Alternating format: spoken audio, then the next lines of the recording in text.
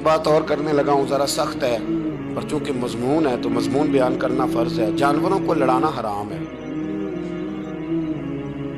حضرت عبداللہ ابن مسعود رضی اللہ تعالیٰ عنہ روایت بیان کرتے ہیں، فرمایا لعنتی ہے وہ شخص جانوروں کو آپس میں لڑاتا ہے۔ وہ لعنتی ہے جو جانوروں کو آپس میں اور آپ اس ملک میں رہتے ہیں جہاں کروڑوں روپے کی شرطیں لگتی ہیں جانوروں کی لڑائی، جانوروں کو اذیت دی جاتی ہے، تکلیف دی جاتی ہے، کبوتر اڑائے جاتے ہیں، اور بڑا انعام اس کو ملتا ہے جس کا کبوتر دیر کے بعد آئے۔ کبوتر باز کبوتر کو بیٹھنے نہیں دیتا۔ یہ حرام ہے، شریعت اسلامیہ میں حرام ہے جانوروں کا لڑانا، اور ان کو ایک دوسرے کے خلاف ابھارنا حرام ہے، دین میں منع کیا گیا ہے۔ آپ جانور کو اگر پالیں گے بھی تو اس حد تک پالیں گے کہ جس حد تک اس کو کسی اذیت میں مبتلا نہ کیا جائے۔ کتوں کی لڑائی کرائی جاتی ہے، مرغوں کی لڑائی کرائی جاتی ہے، جانوروں کو اذیت پہنچتی ہے۔ بیلوں کی لڑائی ہوتی ہے، سینگ ٹوٹ جاتے ہیں، لہو اتنا بہتا ہے جانوروں کا کہ دیکھا نہیں جاتا، لیکن سامنے بیٹھنے والے تالیاں بجا رہے ہیں۔ یہ تو بڑے سخت دل لوگوں کے رویے کہ جانور کا خون بہ رہا ہے اور آپ تالیاں بجا رہے ہیں۔ مرغے بیچارے کی چونچ لہو لہان ہو گئی ہے، سامنے والے نے اتنا مارا ہے اور یہاں تالیاں بج رہی ہیں کہ میرا جیت گیا ہے، بجائے اس کے کہ اس کو پٹی کی جاتی، اس کو دیکھا جاتا۔ یہ تو سنگ دل لوگوں کا کام ہے۔ ہم تو رحمت للعالمین نبی کے غلام ہیں صلی اللہ علیہ وسلم۔ ہمارے دین نے تو ہمیں یہ مزاج ہی نہیں دیا۔ ہم نے تو پیار کرنا ہے، ہم نے تو محبت بانٹنی ہے، ہم نے تو خلوص پیدا کرنا ہے، ہم نے تو شفقت کرنی۔ جانور پر رحم کھایا جائے گا، اس کا خیال رکھا جائے گا۔ پھر آگے چلیے، میرے نبی پاک علیہ الصلوۃ والسلام نے جانور سے اس کے بچوں کو جدا کرنے سے منع فرمایا۔ جب تک بچے کو ماں کی ضرورت ہے اسے جدا نہیں کیا جائے گا، جب تک وہ دودھ پیتا ہے اسے جدا نہیں کیا جائے گا، جب تک چڑیا کا بچہ بھی چھوٹا ہے اور اس کی ماں اس کے لیے دانہ لے کے آتی ہے تو اسے ماں سے جدا نہیں کیا جائے گا، اس کی جذبات کا، احساسات کا خیال رکھا جائے گا۔ یہاں تو میرے دیہاتوں کے جو بڑے سمجھدار قسم کے، سمجھدار چودھری قسم کے لوگ ہیں، ان کا بھی جب بہو سے اختلاف ہوتا ہے تو کہتے ہیں اس کے بچے رکھ لو، یہ جب خود روئے گی تو لوٹ کے آ جائے گی۔ جس محبوب نے جانور سے اس کے بچے جدا کرنے سے منع کیا، ماں سے بچے جدا کر رہا ہے۔ اور سیانے لوگ اور کچھ میکے بھی ایسے ہیں، میکے بھی، وہ کہتے ہیں بیٹے تو آ جا اور بچے واپس کر دے، اس لیے کہ بھئی ہمارا نہیں ان سے نظام چلے گا، بچے ان کے ہیں تو ان کو دے۔ یا کتنا ظلم ہے۔ سیانا انسان ہو کے یہ بات کر رہا ہے، سمجھدار ہو کے، عقل مند ہو کے، ذی شعور ہو کے، دعویٰ ہے اس کی بزرگی کا۔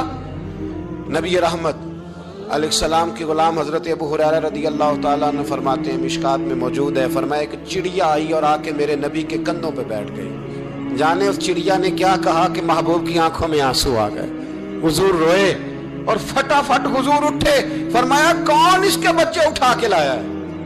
کس نے اس کے بچے اٹھائے؟ کون ہے؟ جلدی بتاؤ۔ حضرت ابو ہریرہ کہتے ہیں کہ صحابی ہے کہ یا رسول اللہ مجھے ذرا پسند آ گئے تھے تو میں اٹھا لایا ہوں۔ حضور نے فرمایا اسے واپس کر دے، ورنہ یہ میری بارگاہ میں شکایت کر رہی ہے تو قیامت میں بھی تیری شکایت کرے، اور جا وہیں رکھ کے آ جہاں سے تو اٹھا کر کے لایا تھا۔ میرے دوستو، دین اتنے اعلیٰ حقوق بیان کرے جانوروں کے، اور انسان اس سے آگے بڑھ کے انسانوں کے ساتھ سلوک کرے۔ محمود غزنوی کا نام تو آپ حضرات نے سنا ہے۔ محمود غزنوی کے جو باپ تھے ان کا نام تھا سبکتگین۔ سبکتگین ایک آدمی کے غلام تھے، مزدوری کرتے تھے، کسی کے ہاں ملازم تھے، شکار کے بڑے شوقین تھے۔ فرماتے ہیں کہ میں تنخواہ تھوڑی کم لیتا تھا اپنے آقا سے، اور اسے کہتا تھا کہ ہفتے میں ایک چھٹی مجھے ضرور دینی ہے، میں نے شکار کھیلنا۔ اور یہ بھی یاد رکھ لیں کہ شکار ضرورت کے لیے کھیلنا جائز ہے، شوق کے لیے کھیلنا جائز نہیں ہے۔ آپ شوق کے لیے جانور مار کے گھر آ گئے، شوق کے لیے جانور مارا اور گھر آ گئے۔ معاذ اللہ تعالیٰ ایسے بھی شہزادے ہیں سیاستدانوں کے، سیٹھوں کے، نوابوں کے، جو کہتے ہیں کہ ابھی وہ کوئی کھانے کے لیے تھوڑی شکار کر رہا ہے، وہ تو نشانہ پکا کر رہا ہے اپنا۔ معاذ اللہ نشانہ سمجھ کے جانور کو مارا جائے گا، اور یہاں تک باتیں سننے میں ملتی ہیں کہ جانور باندھا جاتا ہے، اس پہ نشانہ کیا جاتا ہے۔ رسول پاک علیہ السلام نے لعنت فرمائی ایسے شخص پر جو بندے جانور پر نشانہ لگاتا تھا۔ یہ ہمارے شوق ہیں، یہ بڑائی کی علامت ہے۔ چار پیسے آئے ہیں تو لوگوں نے یہ شوق پال لیے، اور بے دریغ جانوروں پر لوگ بندوقیں اٹھائے گھومتے ہیں۔ سنو، सुबकुतगीन कहते हैं मैं शिकार का शौकीन था, लेकिन जरूरत के लिए शिकार करता था। हफ्ते में शिकार मार के लाता था, फिर पूरा हफ्ता हमारे घर वाले उसी को खाया करते थे। फरमाते हैं कि मैं तनख्वाह थोड़ी लेता था अपने आका से, मामूद गजनवी के वालिद सुबकुतगीन, कि मैं भाई हफ्ते में एक दिन शिकार करने जाऊंगा। कहते एक दिन मैं जंगल में शिकार करने गया तो कुछ जानवर कम नजर आए। सुबह से लेकर मैं घूमने लगा, असर का वक्त हो गया, कोई शिकार ना मिला। अब मेरे दिल के अंदर यह डर था कि अगर मगरिब मुझे यहीं हो गई तो मुझे कोई दरिंदा, कोई जानवर परेशान करेगा। इसी परेशानी के आलम में मैं दाएं बाएं देख रहा था कि हरनी का एक बच्चा मुझे नजर आया।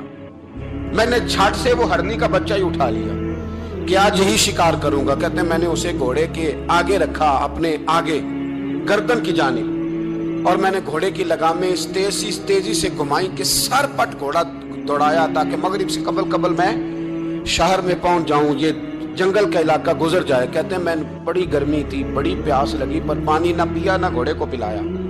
सर पट दौड़ाया इस डर से कि कहीं ऐसा ना हो कि मैं जंगल में मुझे शाम हो जाए। कहते हैं जब मैं शहर से बाहर पहुंच गया तो मगरिब का वक्त भी शुरू हो गया। कहते हैं अभी मैं पहुंचा ही था, मैंने वहां घोड़े को रोका, खुद भी पानी पिया, जानवर को भी पिलाया। कहते हैं जरा मैंने आंख उठा के देखा तो जिस हरनी का मैं बच्चा लाया था वो भी दौड़ती हुई मेरे पीछे आ गई। कहते हैं वो पीछे मेरे खड़ी है, पता नहीं कहां से बेचारी दौड़ी। मेरा तो घोड़ा था और मैंने तो सांस भी नहीं लिया। 1.5 घंटा 2 घंटे मैं भगाता लाया इस जल्दी में कि बाहर आना है। कहते हैं पलट के देखा तो उसकी सांस फूली हुई हरनी की और ललचाई नजरों से मुझे देख रही है। दिल के एक कोने से आवाज आई कि आज तो 2 शिकार हो गए। बच्चा तो पकड़ा ही, इसकी मां को भी काबू करता हूं ताकि डबल शिकार हाथ आएगा। कहते हैं फिर अंदर से मेरा दर्द बोला, अंदर से मेरा रहम बोला कि एक मां अपना बच्चा लेने आई है और इस तरह तो उसे तकलीफ नहीं दी जा सकती कि उसे ब्लैकमेल करके मां को भी रख लिया जाए। कहते हैं जब मैंने उस हरनी की तरफ देखा तो उसकी नजरों में सवाल था, उसकी नजरों के अंदर सवाल था, कुछ मांग रही थी। कहते मैंने उस बच्चे की पुश्त पर हाथ फेरा, फिर मैंने बच्चा छोड़ दिया। कहते उसने पहले बच्चे को बाजुओं में लिया, फिर अपनी जुबान से अपना बच्चा चाटने लगी। कहते हैं फिर वो जब जंगल की तरफ जाने लगी तो एक दफा उसने मेरी तरफ देखा, दूसरी दफा उसने आसमान की तरफ देखा। जिंदगी में मुझे इतना सुकून कभी नहीं आया था जितना आज आया। कहते मैं घर गया, इशा की नमाज पढ़ी, बावुजू मैं बिस्तर पे लेट गया। लोगों मेरे नसीब देखो, मुझे मदीने वाले महबूब का दीदार नसीब हुआ। रसूल करीम अलैहिस्सलाम मेरी ख्वाब में आए, मैं रोने लगा। घर महक उठा, फूल खिलने लगे, खुशबुएं बिखरने लगी। कहते महबूब करीम तशरीफ लाए और क्या खूबसूरत जुमला है। महबूब फरमाने लगे ओ सुबकुतगीन, अगर तुझे बादशाह बना दिया जाए तो इंसानों के साथ भी इसी तरह रहम करेगा ना जिस तरह आज हरनी के साथ किया है। अगर तुझे बादशाह बनाया जाए तो रवैया यही रखेगा या बदल जाएगा। कहता मैं रो पड़ा। मैंने कहा यार रसूलल्लाह मैं तो गुलाम बनने के भी काबिल नहीं, तो बादशाह कैसे बनूंगा। फरमाया तेरी आज की अदा बड़ी पसंद आई है, अर्श के मालिक ने तुझे बादशाह बनाने का फैसला कर लिया। तेरी ये अदा बड़ी भाई है, बड़ी पसंद आई। फरमाते एक हरनी के बच्चे पे रहम खाया था, रब करीम ने मुझे बादशाही अता फरमा दी। हम ना सियासत से बादशाही लेना चाहते हैं, सियासतदानों के अपनी जेब से इश्तिहार छपवा के बादशाही लेना चाहते हैं, डेरा बना के बादशाही लेना। ना ना ना, बादशाही तो रहम करने से मिलती, बादशाही तो शफकत करने से मिलती, बादशाहियां तो अल्लाह की मखलूक से प्यार करने से मिलती। बादशाहियां हजरत इमाम अहमद बिन हंबल रहमतुल्लाह तआला अलैह फरमाते मैंने मावरा उन नहर एक मुहद्दिस का तज़किरा सुना कि वो मेरे महबूब की हदीसें बयान करते हैं। तो कहते हैं मैं शौके इल्म में उनकी बारगाह में पहुंचा। जब मैं गया तो कुत्ते को खाना खिला रहे थे। मैंने सलाम ली तो उन्होंने जवाब तो दिया पर कोई इतनी तवज्जो नहीं की मेरी तरफ।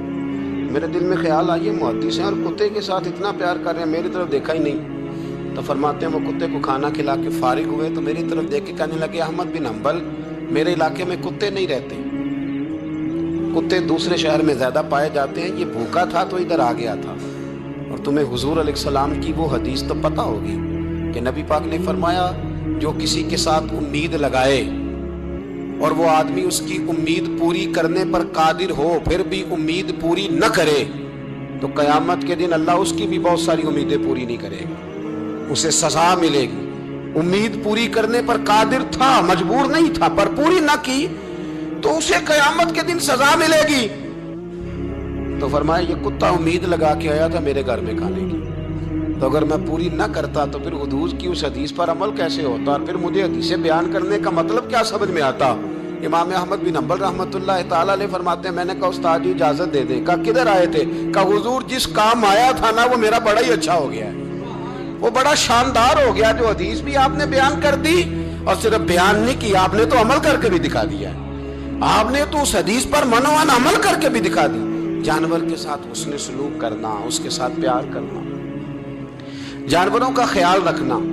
कुछ जानवर मूजी होते हैं, शरीयत ने उन्हें मारने की इजाजत दी है, इजाजत दे दी है। जो जानवर तकलीफ देता है, अजियत देता है, उसे मारा जा सकता है, उसको हटाया जा सकता है, लेकिन जानवर के हुकूक का लिहाज करना, उस पर रहम खाना, उस पर तवज्जो देना।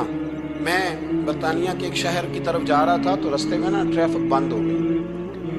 तो आपको पता है मैप वगैरह निकल आए हैं, तो मैप से पता चल जाता है कि किस रोड पे रश ज्यादा है, किस पे रश कम है। तो मैंने अपने ड्राइवर से शिकवा किया कि मियाँ तुम तो कहते हो ये रास्ता साफ है, ये यहाँ तो ट्रैफिक है। कहने लगा हजरत साहब पहले नहीं थी, अभी हुई है, तो पता कर लेता हूँ। उसने नेट पर कोई चीज लगाई तो जवाब ये आया कि रोड पे ना आके कुत्ते का एक्सीडेंट हो गया और एम्बुलेंस आ रही है कुत्ता उठाने के। तो जैसे ही कुत्ता उठा के ले जाएगी ना, रोड खोल दिया जाएगा। मुझे ना शर्म आई,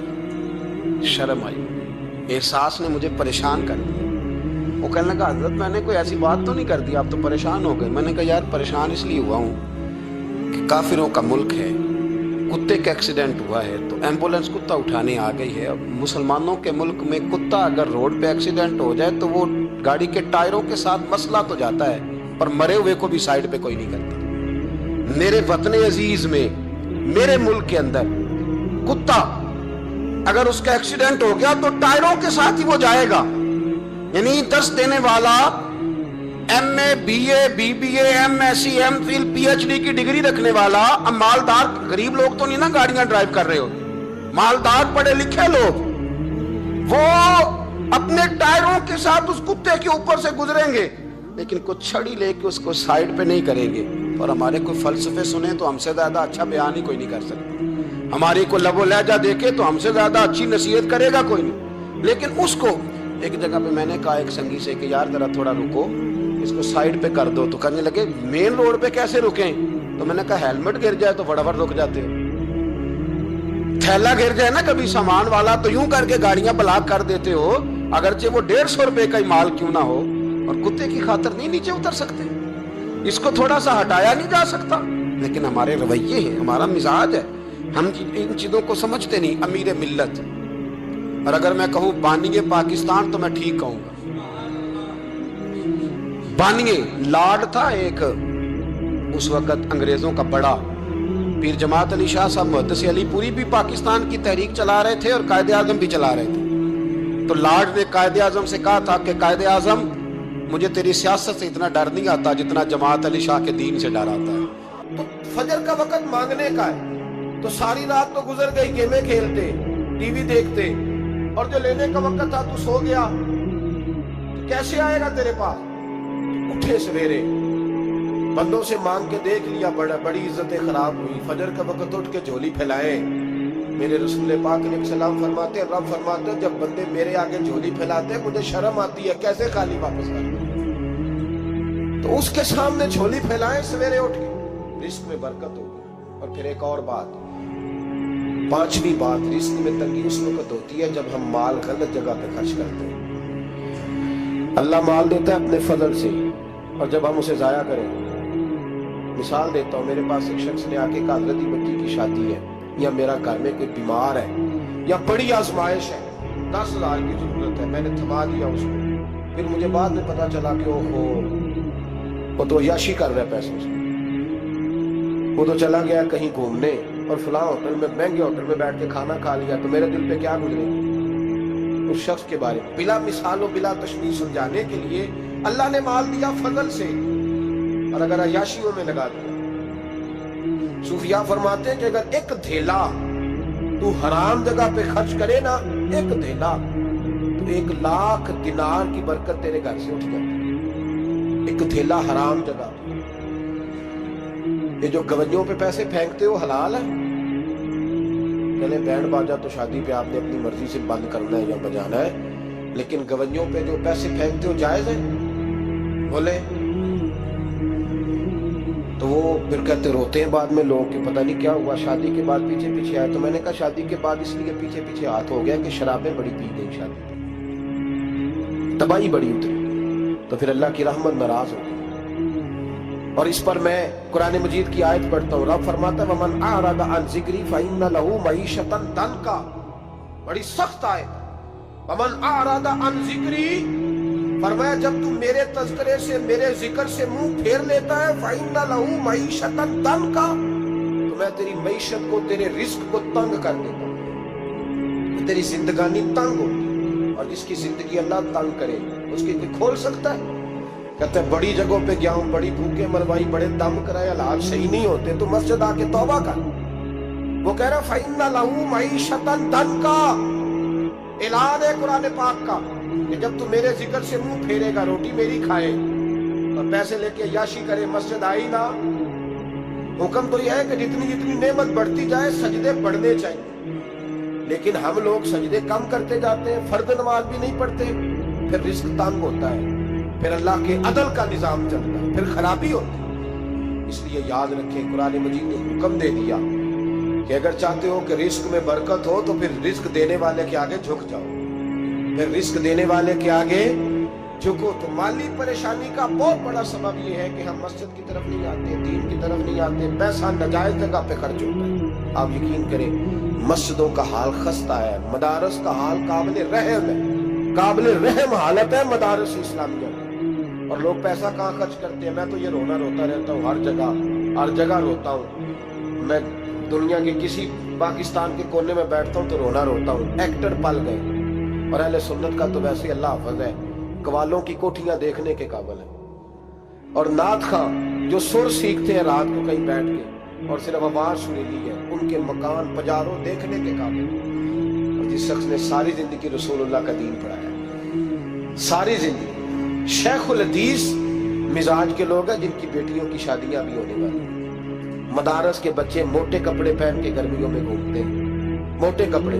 اور کوئی چودھری اگر کبھی دینے آتا ہے نا کسی مدرسے میں پیسے، تو کہتا ہے جی وہ میں نے 50,000 روپیہ خرچ کرنا ہے، تو کوئی جگہ کوئی کام بتائے کون سا ہونے والا ہے. میں کہتا تو لے جا کہا یہ کام بتائے. اب کسی امام کی بیٹی کی شادی ہونے والی ہے تو پہلے تجھے جا کے بتائیں کہ اس وہاں ہم نے خرچ کرنے. کہتے نہیں وہ میرا اعتبار نہیں، تو اعتبار نہیں تو جا دوڑ جا. یہاں کوئی بھوکے ننگے لوگ بیٹھے کہ رسول اللہ کا نام لیتے ہیں، اور جو مصطفیٰ کا نام لیتے ہیں رب انہیں اتنا نوازتا ہے کہ کہیں کوئی کمی باقی نہیں رہتی. وہ کمال کر دیتا ہے جب وہ دیتا ہے. دروازہ رسول سے جسے ملتا ہے، میرے اعلیٰ حضرت بول کے کون دیتا ہے؟ دینے کو منہ چاہیے، دینے والا ہے سچا، دینے والا ہے سچا. میں بہت دور تھا پنجاب کے کونے میں، تو محفل سے فارغ ہوا تو 5,000 کے نا 4 نوٹ ایک چوتھی سامنے لہدا کر کے. اس طرح شادیوں پہ نہیں دیتے، 2,000 کا بکھرا بکھرا کرنا ہے نظر آوے، انہوں کے دیر نہیں لگے کہ 1,000 ہی دے گیا، تو لہدا کر کے نا 4 نوٹ تو یوں کیا سامنے. میں نے کہا تو شاید مجھے جانتا نہیں، پتہ نہیں میں کون ہوں. اس نے کہا کیا مطلب؟ میں نے کہا مجھے بڑی مسجدوں میں لوگوں نے کہا آ جاؤ. میں نے کہا وہاں رہنا ہے جہاں مسجد بھی ہو اور اللہ کی دی ہوئی عزت بھی ہو. بڑے اداروں میں تو باتیں بڑی سننی پڑتی ہیں، تو سمجھا ہی نہیں ہمیں. تو نے یہ کس طرح کی بات کر دی؟ اس کو اٹھا کے لے جا. غیرت ہے بڑی چیز جہاں نے تگ و دو میں، پہناتی ہے یہ فقر کو تاج سردارا. ایک صاحب مجھے ٹیلی فون کر کے کہنے لگے جناب ایک ٹائم چاہیے تھا. میں نے کہا یار سارے وقت اتفاق کی بات ہے کہ 6 7 8 مہینوں قبل لوگ وقت لے لیتے ہیں، تو ٹائم نہیں ہے. کہنے لگے میرا تو عمرہ کرانا بھی ارادہ سی، میرا تو میں نے کہا میں نے کبھی خواب میں بھی نہیں سوچا تھا کہ میں مدینے کی اتنی حاضری دوں گا جتنی میرے رب نے مجھے دلائی ہے. تو مجھے کون سی بات بتاتا ہے؟ یہ تو میرے رب کا فضل ہے. میرا دی گل نہ غریباں دی گل ہے، مدینے چ جانا نصیباں دی گل ہے. تو کیسی بات بتاتا ہے کہ تھوڑا سا میں اشارہ دوں گا تو شاید بندہ جو ہے وہ فوری طور پہ پگھل جائے گا؟ ایسا مسئلہ ہی کوئی نہیں. میرے رب کا تو اتنا کرم ہے کہ ہم نے خواب میں بھی نہیں سوچا تھا کہ اتنا نوازے گا. تو یہ لوگ غلط سمجھتے ہیں मैं अपने मदरसे के तालिब इल्मों को कहता हूँ, जिंदगी में सबसे अच्छा खाना अल्लाह तुम्हें देगा और सबसे ज्यादा अच्छा कपड़ा अल्लाह तुम्हें देगा, सबसे अच्छी गाड़ी अल्लाह तुम्हें देगा। बस एक शर्त है, सारी जिंदगी मोहम्मद अरबी के वफादार रहना, रसूलुल्लाह के निजाम से, हुजूर के तरीके से कभी गद्दारी कभी ना करना। बड़ा नवाजेगा और इतना नवाजेगा तुमने कभी सोचा भी नहीं होगा। तो याद रखें, अल्लाह रिस्क में बरकत देता है, लेकिन उस वक्त जब हम अपनी जिंदगी हकीर करते हैं ना, अब जहां आने लगा हूं वहां आपको लाना चाह रहा हूं। हम पता क्या करते हैं, हाथ फैलाते हैं। बड़े बड़े रईस आज़म हो के लोग हाथ फैलाते हैं। अगर आप नाराज ना हो तो MNA ने भी इन्वेस्टर रखे होते हैं, MPA का भी इन्वेस्टर, वो भी फोन करता है कि इतने फ्लैक्स तेरे जिम्मे, इतने तेरे जिम्मे। ये मत समझे कि मांगने वाला छोटा तबका है। यहाँ बड़े बड़े लोग हैं। यहाँ तो पुलिस अफसर भी दुकान पे आ जाए तो दुकानदार परेशान होता है कि ये मुफ्त हो रहा है, ये पैसे नहीं देगा। तो यहाँ मांगने के स्टाइल बड़े बड़े निराले, बड़े बड़े लोग हैं। नाराज ना होइएगा, सबकी बात नहीं कर रहा, लेकिन इल्ला माशाअल्लाह अक्सर की बात कर रहा हूँ। अब मेरे नबी पाक सल्लल्लाहु अलैहि वसल्लम ने दर्स दिया, फरमाया जिंदगी में हाथ ना फैलाना कभी, जिंदगी में कभी भी हाथ। माली परेशानी का हल बताया, मेरे हबीब फरमाने लगे यूं ना करना, वरना फिर दोबारा सारी जिंदगी इस तरह नहीं हो सकेगा। फरमाया अपनी गुर्बतें छुपा के रख, अगर अल्लाह कभी आजमाइश डाले तो अल्लाह के साथ बात कर, उसके नेक बंदों के साथ बात कर, कभी भी यूं ना करना, वरना सारी जिंदगी फिर तुम मांगता ही रहेगा। तो या रसूलुल्लाह क्या करे? फरमाया तू देने का इरादा कर, अल्लाह भी तुझे माला माल फरमा दे। तो जिसने हाथ फैलाया हुआ है ना, इस्नाद खान ने भी, मौलवी ने भी, MNA ने भी, MPA ने भी, और वजीर ने भी, और मुशीर ने भी, और क्या बताएं कहां तक। हमारा तो वजीर आज़म किसी मुल्क चला जाए तो अगला मुल्क परेशान हो जाता है कि शायद कुछ लेने आया है। जिनको आज यौम पाकिस्तान है, पाकिस्तान मांगने के लिए नहीं बना था, ये देने के लिए बना था। ये तो देने के लिए बना था। ये तो वो सल्तनत बनाई गई थी जो दरवेशों ने कायम कर दी, और इस मुल्क को भिखारी बना दिया है। लेकिन हम फिर भी मायूस नहीं, ये मिट्टी बड़ी हसीन है। इंशाअल्लाह ताला यहाँ से ऐसे फूल खिलेंगे कि सारी दुनिया को खुशबू जाएगी। इस धरती से इंशाअल्लाह ताला ऐसे दरख्त उगेंगे कि सारा जमाना साए में बैठेगा। मैं दूर नहीं निकलना चाहता।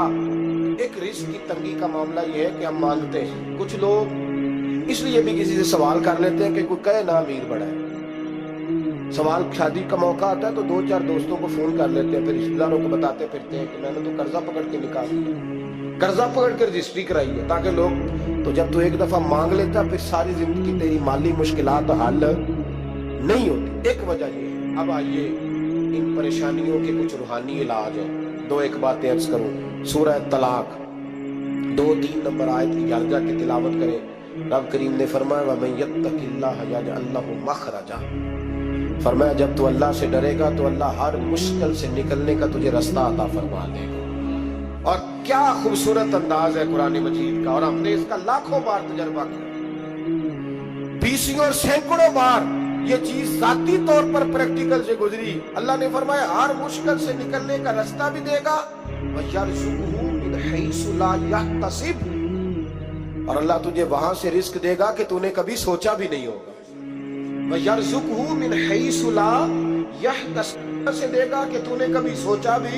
एक सहाबी हज़रत औफ बिन मालिक रज़ियल्लाहु ताला कहते मेरा बच्चा काफिरों ने कैद कर लिया, घर में गुर्बत पहले बड़ी ज्यादा थी, मैं दरवाजा रसूल पे आया, हुजूर अब क्या करूं? तो कहते हैं नबी पाक ने फरमाया भरोसा अल्लाह की जात पे कर, तवक्कुल अल्लाह की जात पे कर, और घर जाके तस्बीह लेके मियां बीवी बैठ जाओ और पढ़ो ला हौला वला कुव्वता इल्ला बिल्लाहिल अलीय्यिल अज़ीम, जाओ पढ़ो जाके।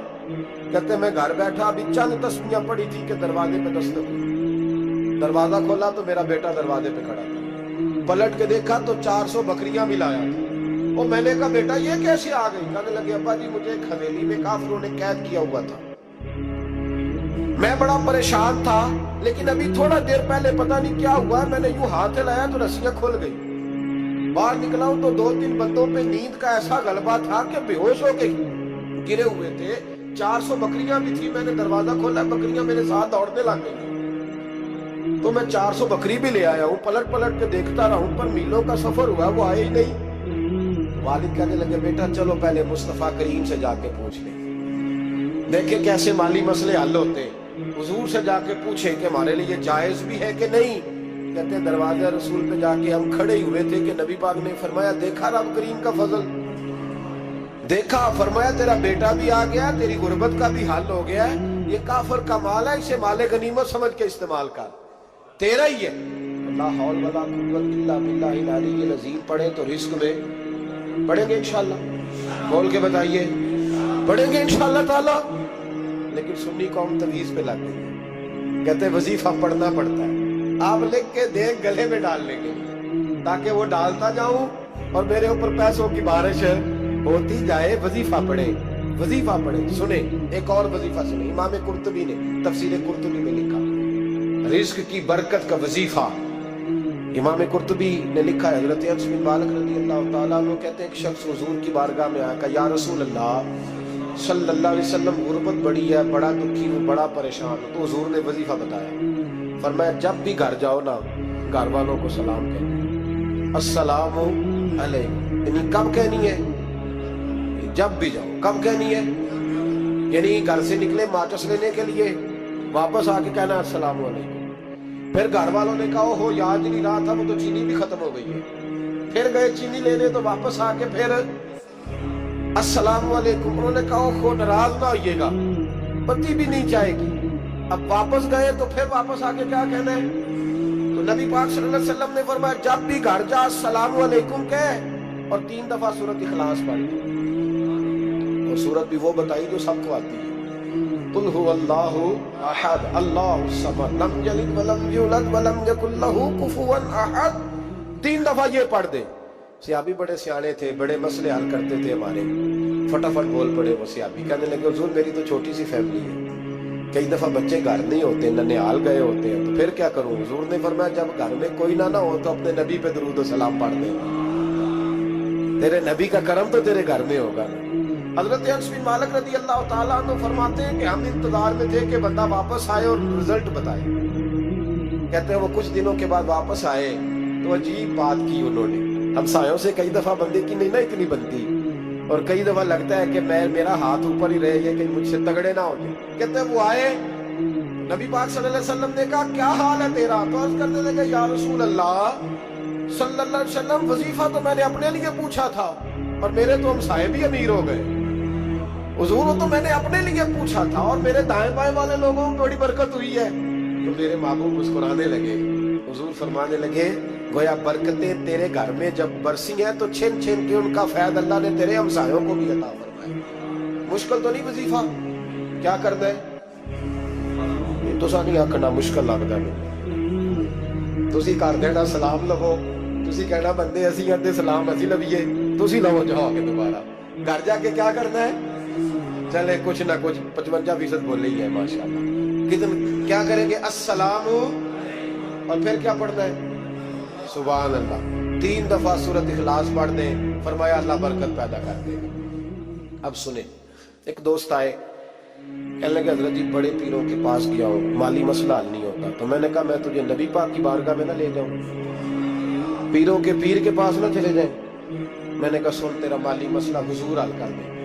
مشکات میں حدیث ہے، ایک صحابی نے کہا حضور غربت ہے، فرمایا روز رات کو سورۃ واقعہ پڑھ، تیرے گھر میں فاقہ نہیں آئے گا۔ یار بتاؤ جب نبی پاک نے کہہ دیا نہیں آئے گا تو آئے گا، حضور نے کہہ دیا نہیں آئے گا تو آئے گا، اللہ اکبر، آ ہی نہیں سکتا تو وہ والا وظیفہ پڑھ جو مصطفیٰ کریم نے بتایا ہے، اور رب کریم کی بارگاہ میں گویا نیت ہو کہ یا اللہ میں کوئی خود تو نہیں نہ پڑھ رہا، تیرے نبی نے بتایا ہے، سورۃ واقعہ پڑھ، تیرے گھر میں فاقہ۔ حضرت عبداللہ ابن مسعود رضی اللہ تعالیٰ عنہ بیمار ہو گئے، شدید بیمار، اور بیٹیوں کے باپ تھے، بیٹیاں زیادہ تھیں۔ حضرت عثمان غنی رضی اللہ تعالیٰ عنہ کا دور خلافت تھا، جناب عثمان غنی تیمارداری کرنے آئے اور کہنے لگے عبداللہ آپ بڑے بیمار ہیں، ابن مسعود آپ بڑے علیل ہیں، کچھ پیسے نہ بھیج دوں خزانے سے؟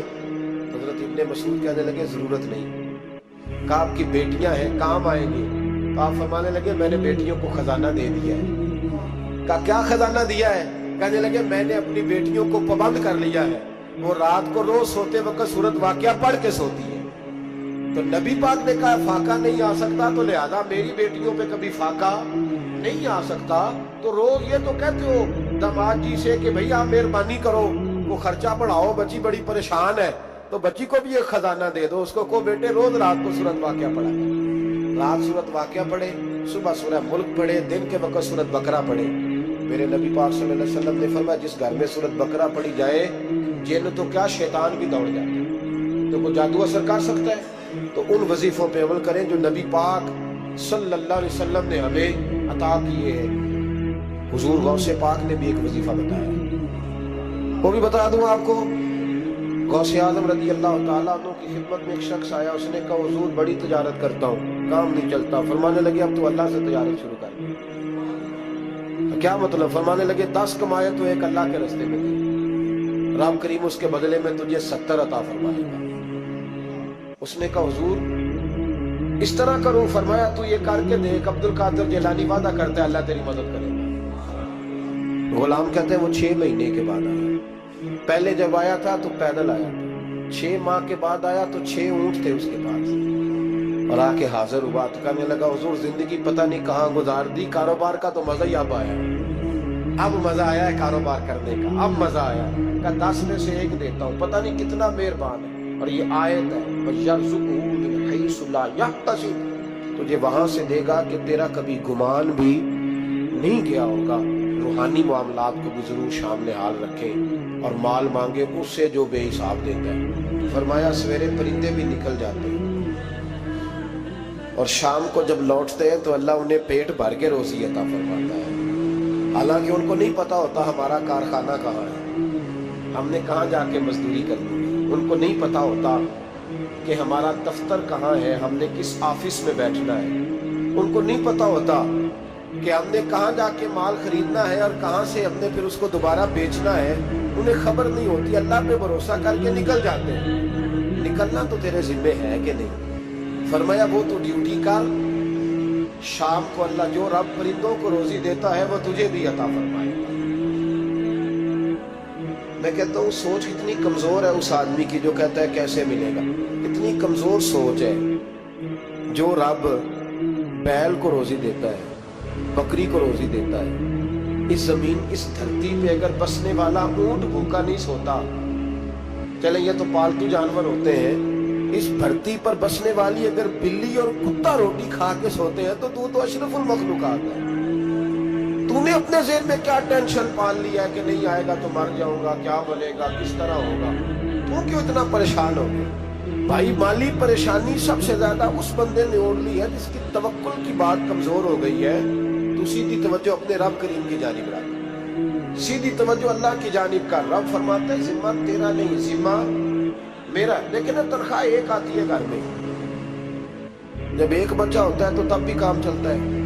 جب اللہ 2 بچے دے دے پھر بھی اس تنخواہ سے کام چلتا ہے. جب 3 ہو جائے پھر بھی چلتا ہے. جب 4 ہو جائے, نہیں آپ نہ بھی بولے تو بات تو صحیح ہے, بہرحال کام پھر بھی چلے.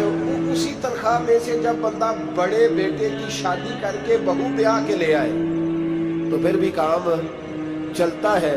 اور جب اس بیٹے کو اللہ بچے عطا کر دے تو اسی گھر میں, اسی آنگن میں, اسی چھت کے نیچے کام چلتا ہے. تو پھر تو مان جانا کہ چلانے والا تو نہیں, چلانے والا کوئی اور ہے.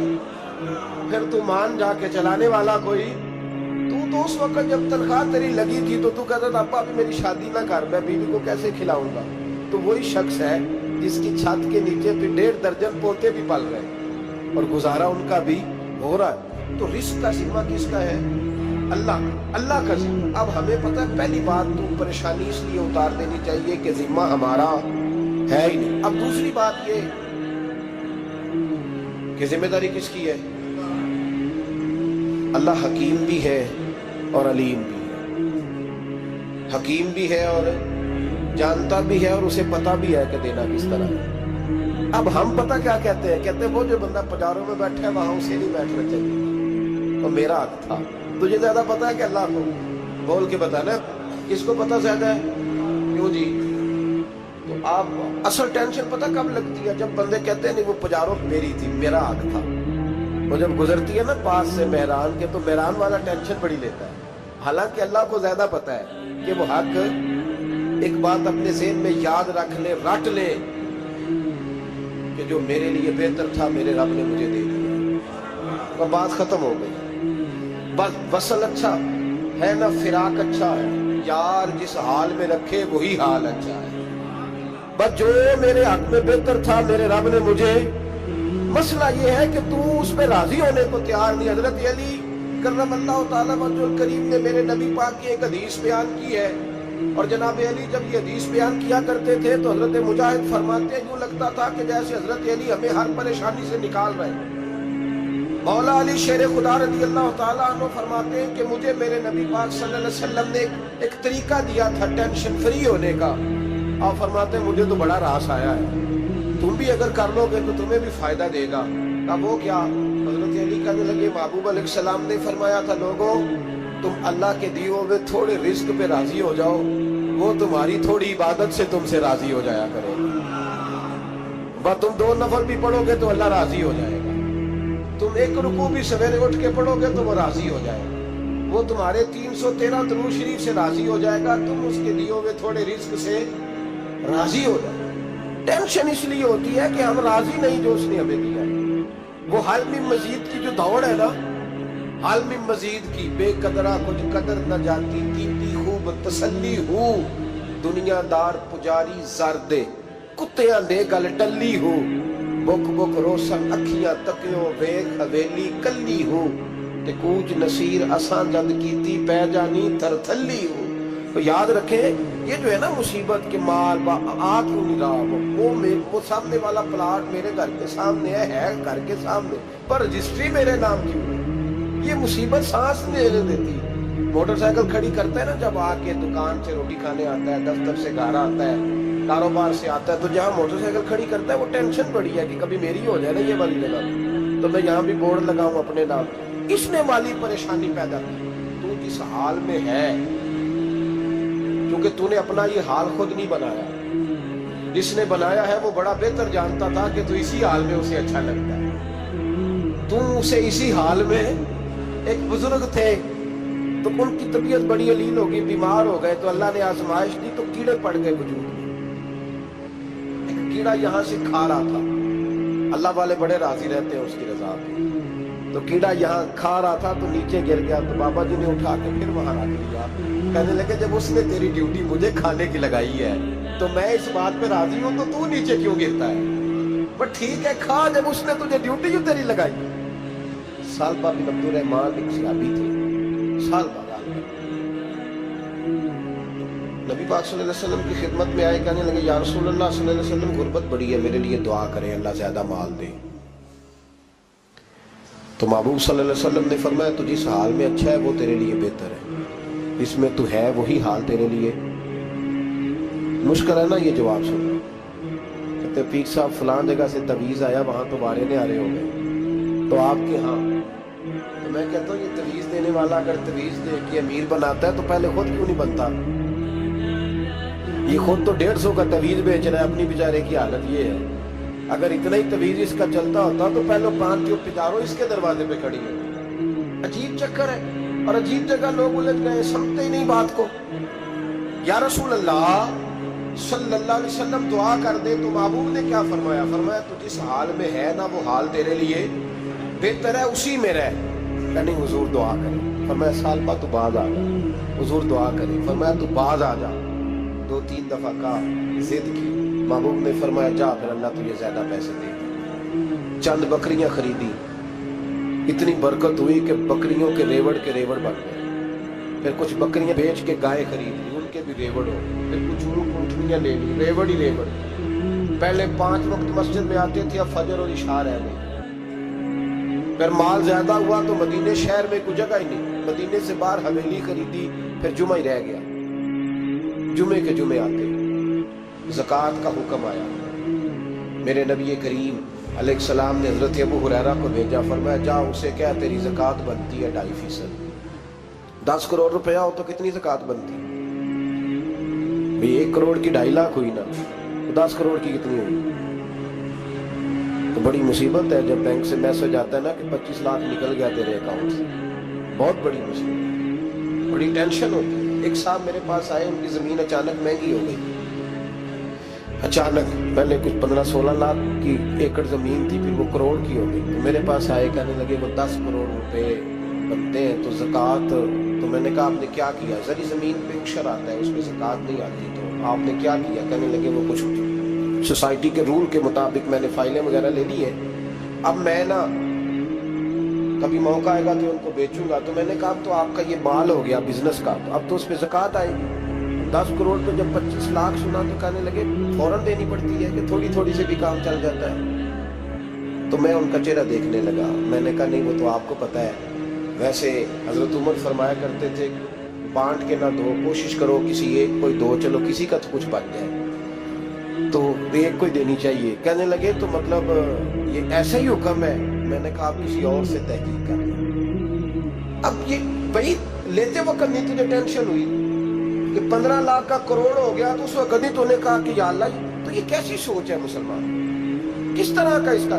ہمارے ہاں جب کسی آدمی پہ حالات خراب ہوتے ہیں نا تو سب سے پہلے وہ اس طرح کرتا ہے کہ جو میں کہیں اللہ کے راستے میں دیتا ہوں پہلے اسے بند کروں۔ جس راستے تجھے آ رہا تھا پہلے تو نے وہ راستہ بلاک کیا۔ حضرت اسماء بنت ابی بکر صدیق کہتی ہیں میں حضور کو مسجد کے لیے، ادارے کے لیے، صحابہ صفا کے لیے کچھ دے رہی تھی، تو میں نے گننا شروع کیا تو حضور مسکرانے لگے۔ حضور مسکراتے کیوں ہیں؟ تو فرمانے لگی، محبوب فرمانے لگے اسماء اللہ کے راستے میں گن گن کے نہ دیا میں، ورنہ وہ بھی تجھے گن گن کے دے گا، تو اس کے راستے میں بے حساب دے وہ بھی تجھے بے حساب ہی عطا فرمائے گا۔ لیکن پہلے یہ والا پہلے دروازہ بند کرو، یہاں سے پیسے ختم ہو رہے ہیں، تو اس طرح کرنا بھائی، اس دفعہ سوٹ ذرا گرمیوں والے نہ خرید، لیکن جو تو اللہ کے راستے میں دے رہا ہے اسے دیتا رہے۔ لیکن ہم اپنا نقصان کرتے ہیں، زیادتی کرتے ہیں اپنے ساتھ۔ میں نے آپ کو پہلے بھی بتایا تھا پیار کی بولی ہے، پھر بولتا ہوں۔ ایک بڑے بڑے پیار والے دوست ہیں، ایک دفعہ مجھے کہنے لگے کہ آپ کئی دفعہ اعلان کرتے ہیں تو مجھے اچھا نہیں لگتا، اور آپ ادارہ بھی بہت زیادہ بننے والا ہے، بڑی چیزیں میں دیکھتا ہوں جو ہو تو بڑا نظام اچھا ہو جائے، آپ دعا کریں اللہ مجھے پیسے دے تو میں بڑے سارے خرچ کروں گا اس کے راستے۔ تو میں نے کہا یا اللہ اسے 10 کروڑ دے، یہ 9.5 کروڑ تیرے راستے میں دے دے۔ تو چپ کر گیا، جس طرح آپ نہیں کر گئے سارے، چپ کر گیا وہ بھی۔ اس نے کہا جی نہیں جی انشاءاللہ کریں گے۔ تو میں کیا بھلے آجے دے دعا پہ یوں کیا، ابھی تو وہ آئیں گے تو تب دیکھی جائے گی، تو یہی اڑ گیا ہے۔ یعنی 9.5 کروڑ اللہ کے راستے میں خرچ کرنے کی دعا پہ بھی آمین کوئی نہیں کہتا کہ چلو آمین نہیں کہہ دیں۔ تو میں کہا تینوں تے 50 لاکھ بچتا سی پیا، لیکن تو اس سودے پہ تیار ہے۔ جب یہ سوچ ہوتی ہے، یہ غلط سوچ ہے، یہ بات تو اگر تم مسکرانے والی، لیکن یہ سوچ صحیح نہیں۔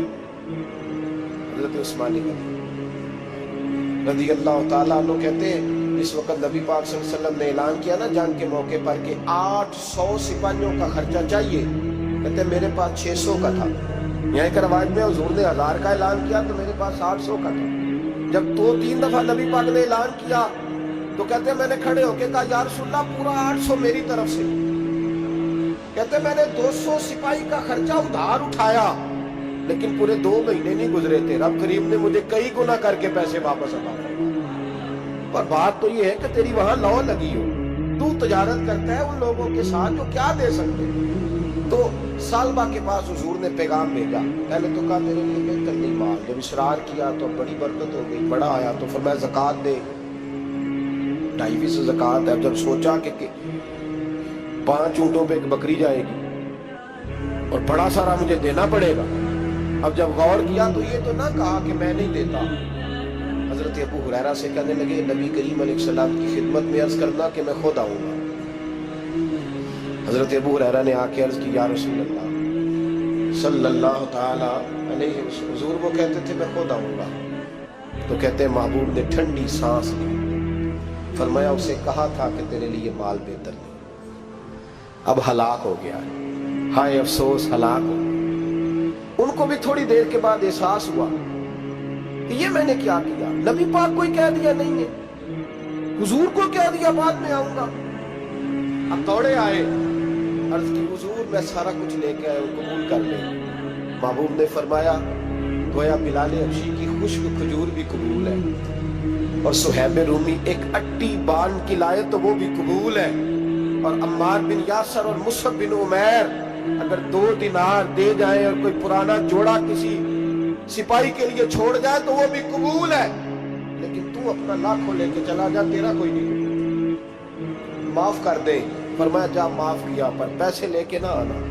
اگلے سال پھر آئے, بندے ہوئے ہاتھ ہیں. محبوبہ میں دولت کا کیا کروں, آگ لگانی ہے, قبول کر لے. فرمایا تو لے جا, تیرا نہیں قبول, گرا جو ان کی نگاہ سے وہ سنبھل نہیں سکتا. حضور نے وصال ظاہری کیا تو جناب صدیق اکبر کے پاس آئے, لاکھوں کا مال, ابو بکر قبول کر لو. تو جناب صدیق اکبر کہنے لگے اس کا کر لو جس کا نبی نے نہیں کیا, چل جا کوئی نہیں چاہیے. حضرت عمر کے زمانے میں قحط پڑ گیا, بارشیں نہیں ہوتی, غلہ نہیں ملتا, حالات خراب ہے, مالی طور پہ بحران آ گیا, غربتیں, مجبوریاں, تکلیفیں. آ کے روئے, عمر میرا قبول کر لو, مجھے معافی تو مل گئی تھی نا. فرمایا معافی اپنی جگہ پہ, پر جس کا مصطفیٰ نہیں قبول نہیں کیا. بہت سارے لوگوں کو پتہ ہی نہیں کہ ان کا قبول ہی نہیں ہوا, اور وہ الجھے ہوئے, انہیں خبر ہی نہیں کہ اصل بات کیا ہے. فرمایا جس کا مصطفیٰ کریم نے قبول نہیں کیا, اب ہیرے اور جواہرات بھی لے کے آئے تو بھوکے مریں گے, پر اس کا قبول, اس بات پہ راضی رہو.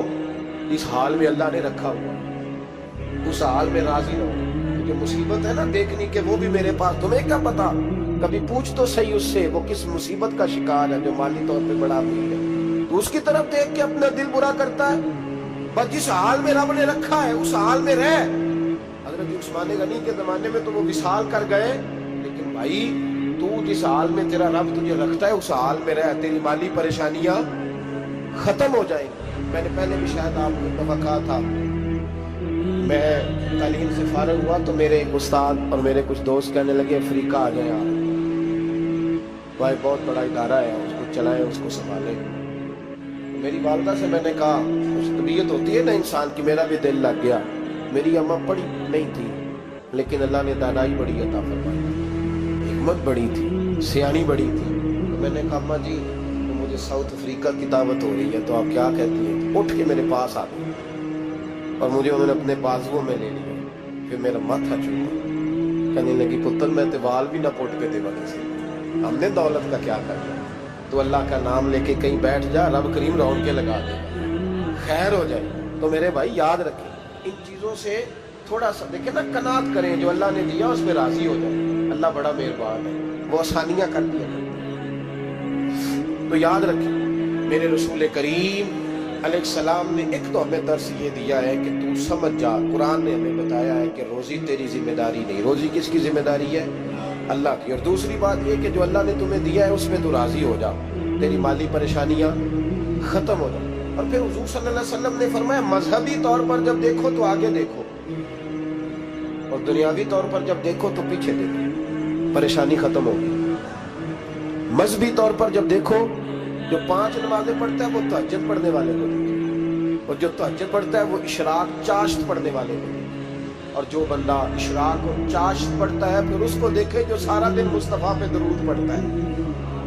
اوپر دیکھے کہ میں نے اور نیک ہونا ہے, اور نیک. اور جب مالی معاملہ ہے تو پھر نیچے دیکھ, اگر تو بیٹھا نا پجاروں پہ تو پھر پوری والے پہ نظر کر, اس کا کیا حال ہے. اور اگر تو وہاں بیٹھا ہے تو دیکھ مہران والا بھی تو گاڑی چلا ہی رہا ہے, اور اگر تو وہاں ہے تو موٹر سائیکل والا دیکھ, اور تو وہاں ہے تو پھر سائیکل والے پہ نظر, اور اگر تو سائیکل والا ہے تو پیدل والے کو دیکھ, اگر تو کرائے کے مکان میں رہتا تو پھر جھونپڑی والے کو دیکھ, اور اگر تو جھونپڑی میں رہتا ہے تو پھر بھی پریشان نہ ہونا. کچھ ایسے بھی ہیں جنہیں جھونپڑی بھی نصیب نہیں, جو سڑک پہ لیٹے ہوئے.